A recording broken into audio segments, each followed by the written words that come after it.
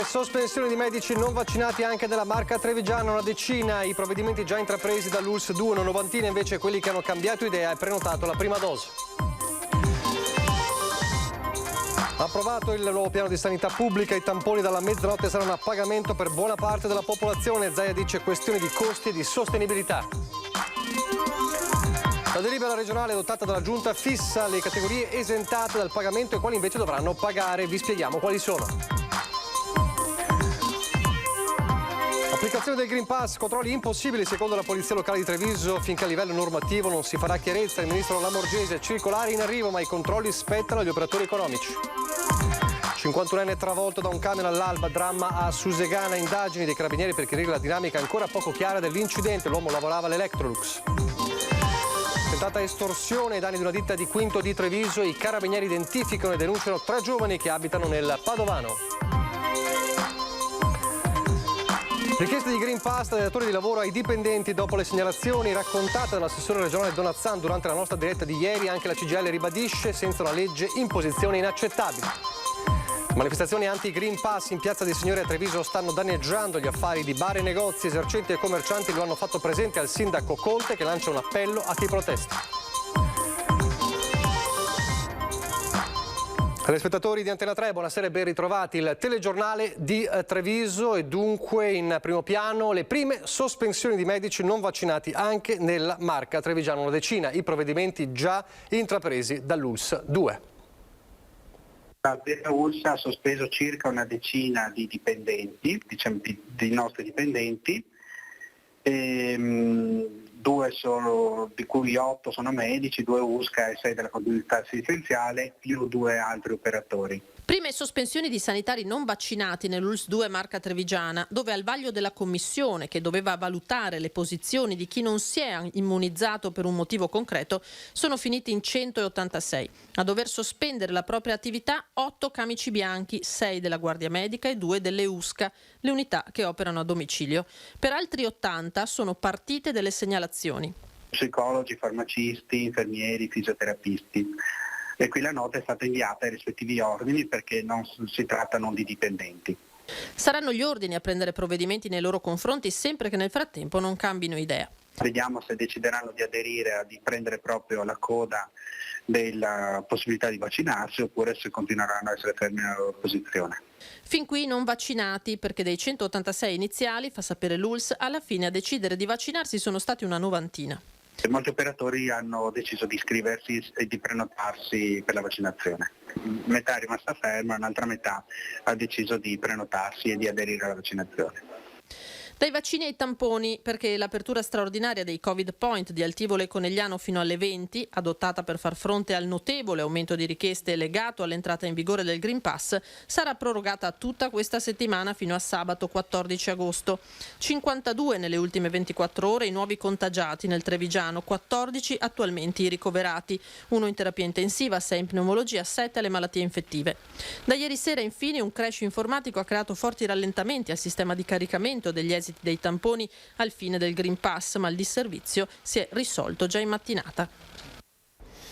Intanto è stato approvato il nuovo piano di sanità pubblica, lo aveva annunciato Zaia, ha accelerato sui tempi. La novità principale riguarda i tamponi che dalla mezzanotte saranno a pagamento per buona parte della popolazione. Intanto sul fronte vaccini 1 milione di dosi disponibili. L'accesso diretto senza se, senza ma e senza motivazione non sarà più garantito. I fattori quali sono? Il primo è quello che il nostro sistema va in crash. La svolta arriva con lo scoccare della mezzanotte, da quando cioè entrerà in vigore il nuovo piano di sanità pubblica per il Veneto, che ridisegna ancora una volta la strategia di attacco al virus ai tempi della variante Delta e del vaccino. Il Veneto era l'unica regione in Italia a garantire l'accesso gratuito per tutti, ma da inizio agosto sono cambiati i presupposti. A dimostrarlo le code ai Covid Point di questi giorni, che hanno imposto un'accelerazione a Palazzo Balbi e quindi l'immediata esecutività della delibera di giunta. Prima il Green Pass, poi le nuove regole per il rientro dei turisti nei paesi di provenienza, Germania in primis. Impossibile garantire il test a tutti, questione di costi ma anche di personale impiegato. Vi ricordo che chi fa i tamponi non sono personale estraneo alla sanità, sono i nostri sanitari. Quindi dagli ospedali dobbiamo distogliere una massa di personale da paura che si va a sommare all'altro personale che è quello dei centri vaccinazione. Il test resta gratuito per le categorie esentate dalla vaccinazione, minori di anni 12 per esempio, o per chi deve fare visita ai propri cari. Per tutti gli altri avrà un costo in linea con le tariffe nazionali. Il commissario Figliuolo ha fatto un accordo nazionale per 8 euro dai 12 ai 17 anni a tampone e 15 euro sopra i 18 anni, con tutte le farmacie. 22 euro il costo per i turisti che devono rientrare nei paesi d'origine e per chi non è residente in Veneto. L'altra faccia della medaglia è quello delle vaccinazioni, che restano ovviamente gratuite, sulle quali anzi si vuole premere sull'acceleratore. Le dosi certo non mancano, oggi più che mai. Anche per questo si vaccinerà anche a Ferragosto. Agosto sarà un mese interessato da almeno 1 milione di vaccini disponibili. L'appello è che chi vuole vaccinarsi nella totale volontarietà, libertà, poi ognuno fa quello che vuole, si sappiano che ci sono i posti. Non attendete settembre, ottobre, perché poi finisce che ci sarà il caos. Vaccinazione che resta non obbligatoria, sottolinea Zaia, ma che ha di certo cambiato il corso della pandemia. Oggi, se gli ospedali hanno un coefficiente di occupazione del 2%, lo si deve, piaccia o non piaccia, ai cittadini che si sono vaccinati. Deve essere chiaro questo. Io non vi so dire se all'infinito il vaccino ci darà questi risultati. Vi dico che oggi, dati alla mano, la vaccinazione ci ha permesso di non andare a riempire nuovamente gli ospedali. Punto. Allora, a proposito del piano di sanità pubblica e della delibera regionale adottata dalla Giunta, vediamo quali sono le categorie esentate dal pagamento per i tamponi e quali no. Si ribalta il principio generale della gratuità del tampone nel presupposto che un conto è il tracciamento necessario per monitorare il virus, un altro è la corsa per ottenere il Green Pass, magari per questioni di svago o di vacanza. Da qui gli elenchi puntuali predisposti dalla Regione del Veneto e allegati alla delibera del nuovo piano di sanità pubblica. I tamponi saranno sempre gratuiti per i soggetti esclusi dalla campagna di vaccinazione, come i minori di 12 anni o esenti sulla base di certificazione medica. Lo stesso per i soggetti che presentano sintomi sospetti in base alle indicazioni del medico, per chi accede al pronto soccorso e per i ricoveri programmati. Tampone gratis anche per i soggetti positivi, quelli posti in quarantena e i contatti individuati dal SISP come a basso rischio. Non dovranno pagare gli operatori delle strutture sanitarie e delle RSA, così come gli ospiti e i loro visitatori, che però dovranno presentare evidenza documentale della prenotazione. Esentati dal pagamento gli operatori della disabilità, familiari di disabili e caregiver, così come i minori e gli operatori dei servizi ricreativi ed educativi nel caso in cui sia individuato un positivo. A seconda delle indicazioni, tamponi gratis in specifici contesti di interesse epidemiologico come mense popolari o centri di accoglienza. Chi resta fuori da queste categorie dovrà mettere mano al portafogli. Vale per chi deve muoversi per motivi di turismo, compresi gli stranieri che ritornano in patria a seconda delle norme del paese di provenienza. Il caso più eclatante è quello della Germania: 400.000 i tedeschi che da qui a fine agosto popoleranno le nostre spiagge. Tampone a pagamento più in generale per i soggetti che lo fanno per motivi personali, formula che abbraccia un range ampio di finalità, compreso l'ottenimento del Green Pass per accedere ad attività e servizi. A pagamento anche i test effettuati per motivi di lavoro e per la partecipazione alle cosiddette attività ricreative e di socializzazione, dagli eventi alle manifestazioni sportive. Ogni ULSS sta predisponendo almeno un Covid Point dotato di POS. A proposito di Green Pass, il dibattito adesso si sposta sulla questione del Green Pass in azienda. Come sapete è chiamato a settembre a decidere il governo che fare, intanto l'ipotesi infiamma il dibattito. Allora vi chiediamo, nel sondaggio lanciato già nel telegiornale del Veneto e che avrà il suo esito proprio alla fine di questo telegiornale, vi chiediamo: Green Pass in azienda secondo voi è giusto? Cioè chiedere ai dipendenti il Green Pass?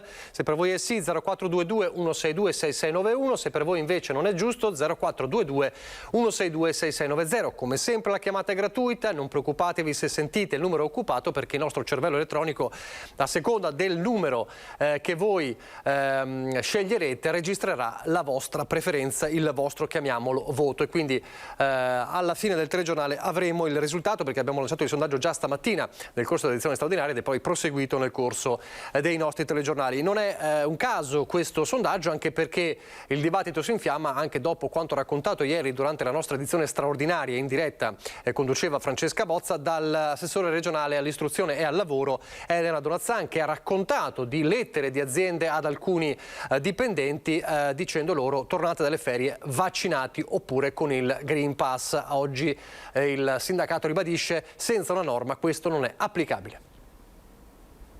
Ci sono delle aziende che stanno mandando delle lettere dove dicono ai propri collaboratori: dopo le ferie non tornate a lavorare se non avete il Green Pass, o meglio, in qualche caso, se non vi siete vaccinati. C'è scritto così. Ovviamente mi vengono riferite come assessore al lavoro, ce n'è più di una, ma insomma non farò nomi perché la situazione è abbastanza complessa e delicata, ma sappiate che è così.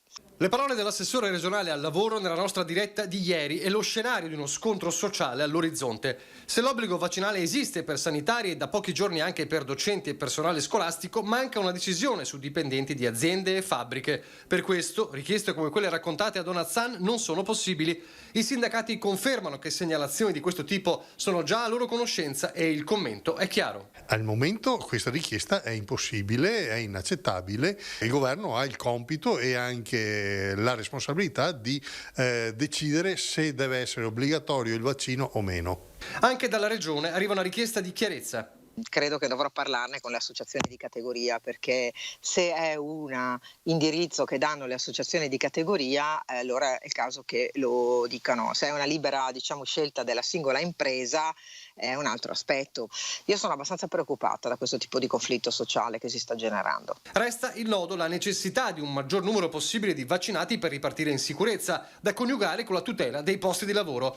Per la CGIL l'unica vera arma resta la sensibilizzazione, in attesa di decisioni che solo la politica può prendere. Al di là che sia utile, anzi importantissimo fare il vaccino per mettersi in sicurezza e per mettere in sicurezza le persone più deboli e più fragili, ci sono compiti specifici del governo e del Parlamento, che è quello di fare le leggi, e i rimanenti cittadini le devono applicare, siano datori di lavoro o lavoratori. Chi deve applicare il Green Pass ormai da qualche giorno, da quel fatidico venerdì 6 agosto, sono ad esempio i titolari di esercizi come bar e ristoranti, ma non si prospettano facili i controlli del rispetto dell'obbligo di possederlo in determinati ambienti, perché c'è di fatto un vuoto normativo che impedisce alle forze dell'ordine di svolgere le opportune verifiche. Bisogna fare chiarezza e solo con la chiarezza poi potremo fare dei controlli ben precisi.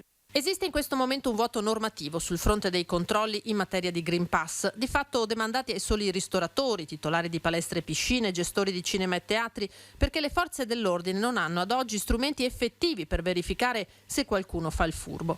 La conferma arriva dalle parole del comandante della Polizia Locale di Treviso, Andrea Gallo. La norma ha ancora dei lati grigi, non dico oscuri, ma applicativi molto, molto difficili. Ad esempio non è obbligatorio, da quello che è previsto dal DPCM del 17 giugno, che l'esercente faccia l'identificazione del cliente, ma chieda solo il Green Pass. Quindi bisogna capire effettivamente come effettuare i controlli. Quindi anche da parte nostra abbiamo chiesto alla prefettura, tramite il Ministero degli Interni, che ci siano delle direttive ben precise. Un tema sul quale è intervenuta oggi Luciana Lamorgese, Ministro dell'Interno, che non ha escluso controlli a campione nei locali insieme alla Polizia Amministrativa, ma ha anche sottolineato come saranno i titolari a dover provvedere, anche se non potranno chiedere la carta d'identità ai clienti. Non si può pensare, ha spiegato Lamorgese, che l'attività di controllo venga svolta dalle forze di polizia. Significherebbe distoglierle dal loro compito prioritario, che è garantire la sicurezza. E a questo proposito ha annunciato che è in via di preparazione un'apposita circolare che dovrebbe fornire un quadro più chiaro per tutti, per fare in modo che il sistema del Green Pass non naufraghi sull'impossibilità di verificarne la corretta applicazione. A proposito dei no Green Pass e delle manifestazioni no Green Pass che abbiamo anche raccontato non senza difficoltà in queste settimane e in questi giorni, le manifestazioni anti-Green Pass in Piazza dei Signori a Treviso stanno, secondo gli esercenti e i commercianti della piazza, danneggiando gli affari di bar e negozi. Gli stessi esercenti si sono rivolti al sindaco Conte, che adesso lancia un appello a chi protesta. La piazza la rispetto sempre, perché chi la pensa in modo diverso è giusto che manifesti il proprio pensiero, però nel farlo deve tenere in considerazione che ci sono anche delle attività commerciali che devono lavorare, che purtroppo nelle ultime manifestazioni sono state disturbate e in alcuni casi mi hanno anche evidenziato che hanno perso dei clienti. Da Piazza dei Signori cresce il malcontento di esercenti e commercianti per le ripetute manifestazioni anti-Green Pass. Chi protesta è spesso assembrato senza mascherina, molti sono anche non vaccinati e questo tiene alla larga chi la piazza, soprattutto il sabato pomeriggio, la frequenta per bere qualcosa o andare a fare shopping. Il sindaco Mario Conte si fa portavoce delle lamentele delle attività economiche che stanno cercando proprio in questi mesi di risollevarsi da un lungo, difficile inverno. La voglia di manifestare non deve danneggiare il diritto di lavorare delle attività, per esempio della Piazza dei Signori, quindi se trovassero anche un'altra location dove manifestare liberamente il loro pensiero contro i vaccini, contro il Green Pass, contro tutto quello che vogliono, magari sarebbero anche un supporto importante per quelle attività commerciali che stanno investendo nelle loro attività e che chiedono semplicemente di poter lavorare, e queste manifestazioni glielo stanno impedendo o quantomeno disturbando. È un vero e proprio appello dunque quello che lancia Conte, vista anche l'intenzione degli organizzatori di replicare il raduno ogni settimana. Sindaco che riprende la problematica dei controlli sull'applicazione del Green Pass, ma si dice anche soddisfatto dell'atteggiamento dei suoi cittadini. Sono tanti i punti da chiarire, soprattutto da un punto di vista del controllo. Devo dire però che l'effetto Green Pass, cioè spingere gli ultimi indecisi a vaccinarsi, sta dando degli effetti positivi, perché la stragrande maggioranza dei nostri cittadini, parlo della città di Treviso, ha deciso responsabilmente e liberamente di vaccinarsi. E un grazie conclude va a baristi e ristoratori che si sono adeguati alla nuova norma e con i quali c'è tuttora un buon dialogo.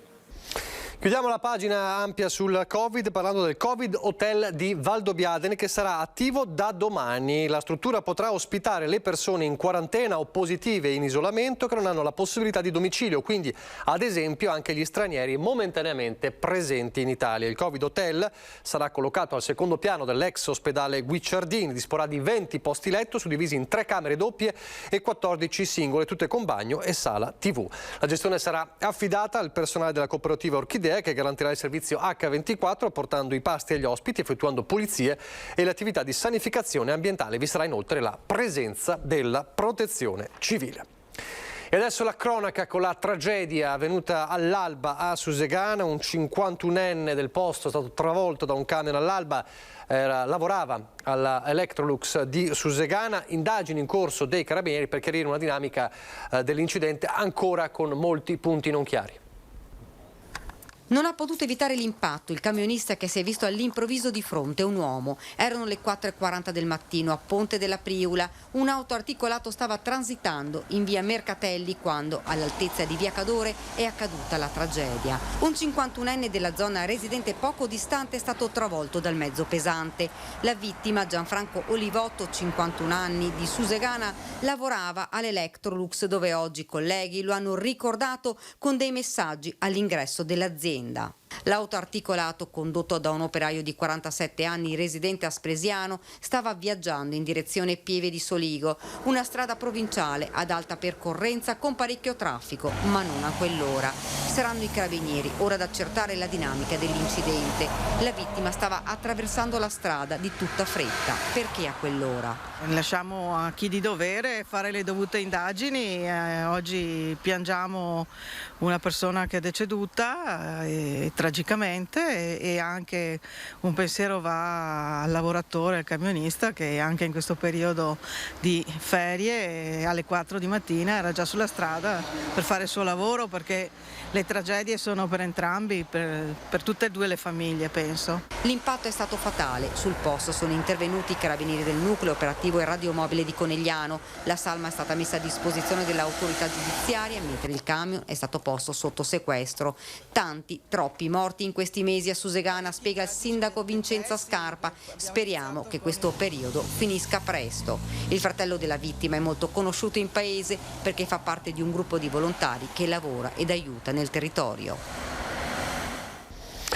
E ancora 2 incidenti stradali nel pomeriggio, il più grave è accaduto a Cessalto, poco dopo le 14, un'auto è finita fuori strada all'incrocio tra via Callunga e via 47, a pochi metri dal cavalcavia dell'autostrada, ferito un 54enne di origini francesi residente a San Stino di Livenza.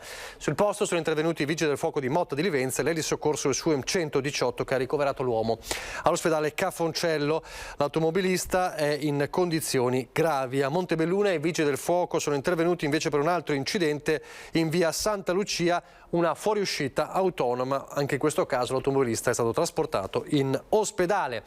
Ieri sera invece, lo abbiamo raccontato all'inizio del nostro telegiornale, l'incidente stradale che ha visto la morte di Federica Scottà, imprenditrice residente a Bruniera, ed è avvenuto a Francenigo di Gaiarine, lo scontro tra 2 auto. La donna, 48 anni, era alla guida della Kia che stava tornando a casa quando si è scontrata con una Volkswagen Tiguan condotta da una ragazza di 24 anni residente a Silea.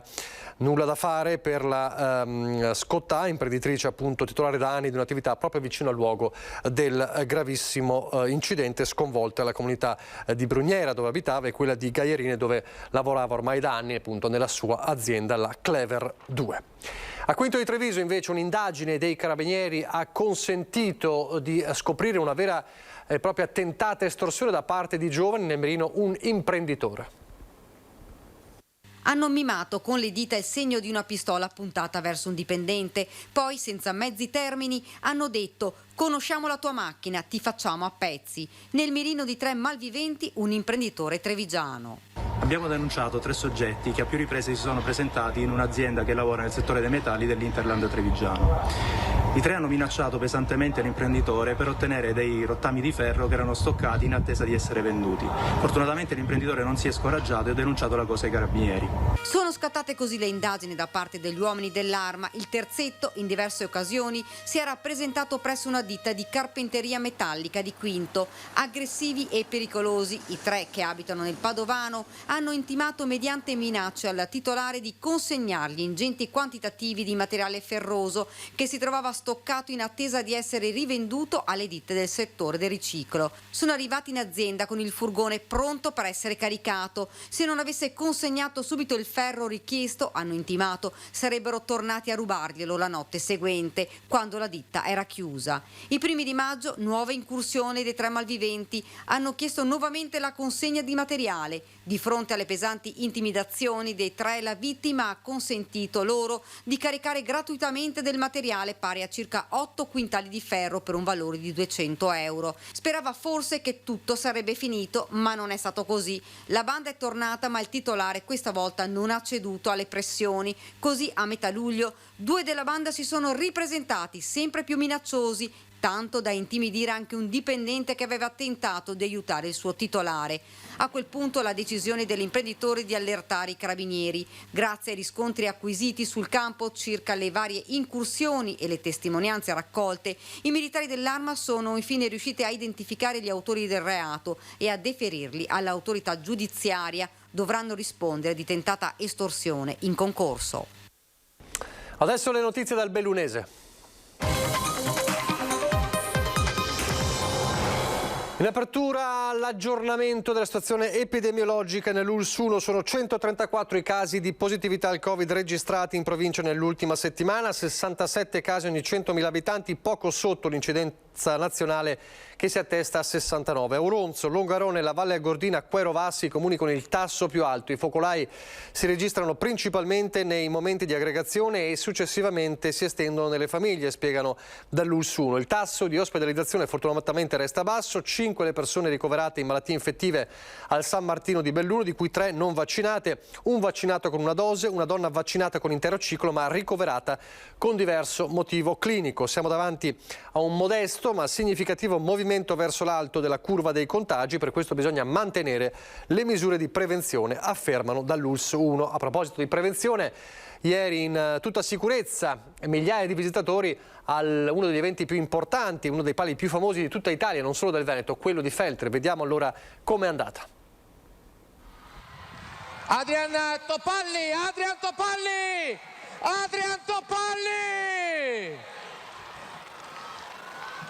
Adrian Topalli per Castello dopo il 2019. Il nome del fantino vincitore scandito in Pra del Moro, gli applausi, i costumi d'epoca, il tiro alla fune, i cortei. Il Palio di Feltre è ritornato dopo lo stop causa Covid del 2020 ed è stata festa autentica per la città del Castaldi, che torna ancora alla ribalta nazionale per la gestione di un grande evento in epoca ancora di pandemia. Non era facile organizzare una manifestazione di questa portata con le restrizioni in atto, ma insomma potendo contare su una macchina e una squadra di volontari che supera le 1000 unità, siamo riusciti a far fronte anche alle normative dell'ultimo minuto e a regalare alla città il suo palio. Per la cronaca, il Castello ha vinto l'iconica Corsa dei Cavalli, ma ad aggiudicarsi il palio della ripartenza è stato il Duomo. Segno che le prime 3 gare, quelle in cui il contributo dei feltrini, della comunità feltrina è più importante, hanno il loro peso e sono risultate decisive. A vincere la sicurezza, centinaia di tamponi effettuati in quello che è stato un vero e proprio screening di massa, 500 i test, 0 i positivi. Sono stati fatti tantissimi tamponi, per ora abbiamo esiti soltanto negativi e speriamo veramente che con quello che è stato messo in campo si possa dire che la manifestazione sia chiusa, si è fatta, sarà l'unico palio che viene disputato in Italia e è stato fatto però in assoluta sicurezza. Resta l'entusiasmo per un evento ritrovato e che è nel DNA di migliaia di feltrini che sono ritornati così a sentire e rullare gli inconfondibili tamburini.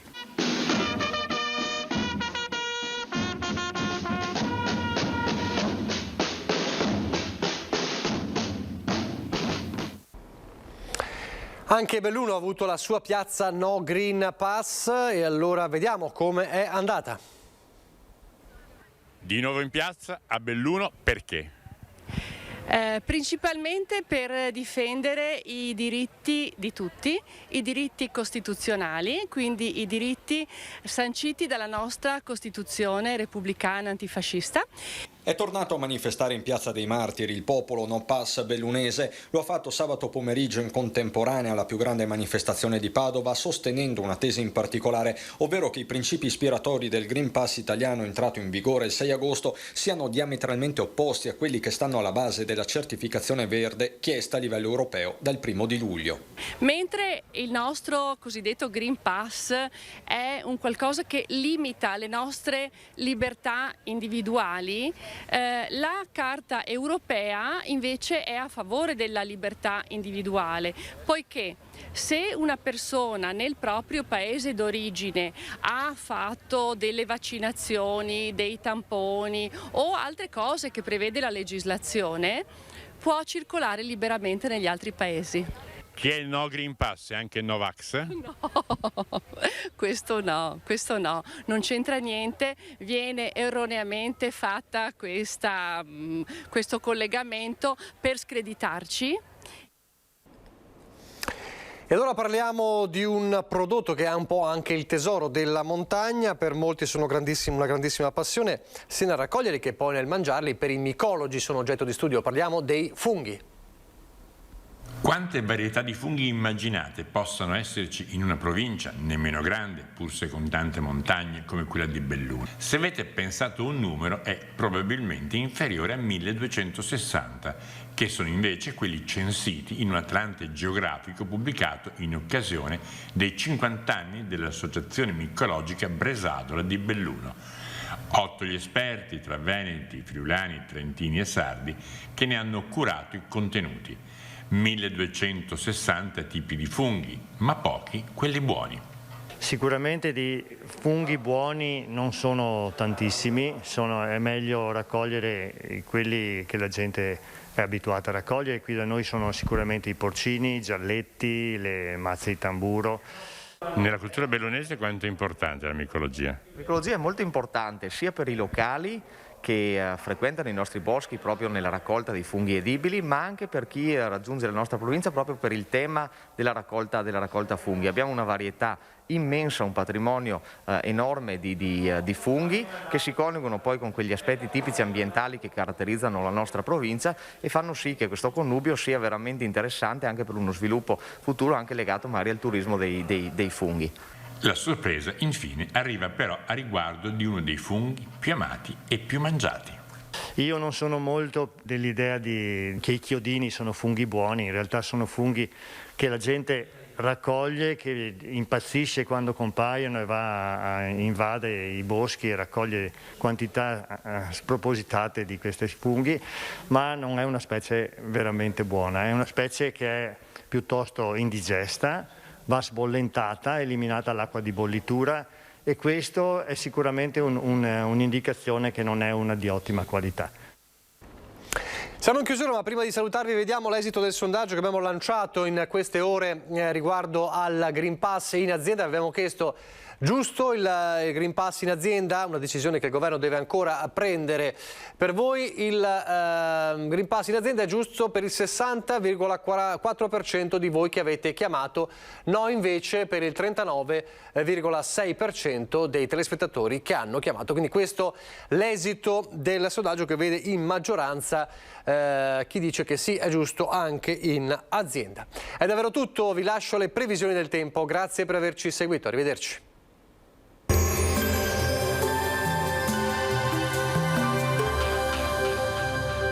Autodemolizioni Signor, a Villorba dal 1969 al vostro servizio. Rottamazione auto, vendita ricambi nuovi e usati, vendita autovetture sinistrate o usate. Previsioni per martedì 10 agosto. Tempo in gran parte soleggiato, anche se non si escludono addensamenti sparsi sulle Alpi, che potranno sfociare in brevi rovesci tra il tardo pomeriggio e la sera, specie sui settori alto-atesini e sull'Ampezzano. In pianura cieli a tratti offuscati da nubi alti di passaggio, temperature in lieve aumento, caldo piuttosto intenso e afoso, minime tra i 17 e i 23 gradi, massime tra i 28 e 33 gradi. Venti a regime di brezza, mare poco mosso. Friuli Venezia Giulia, tempo prevalentemente soleggiato per tutta la giornata con caldo intenso, temperature stazionarie, con le minime tra i 18 e i 25 e le massime tra i 31 e i 33 gradi. Trentino Alto Adige, tempo soleggiato con temporanee velature e limitata attività cumuliforme sui rilievi nelle ore più calde. Temperature minime sui 19 gradi, massime in lieve aumento tra i 29 e i 31. Arrivederci al prossimo aggiornamento meteo.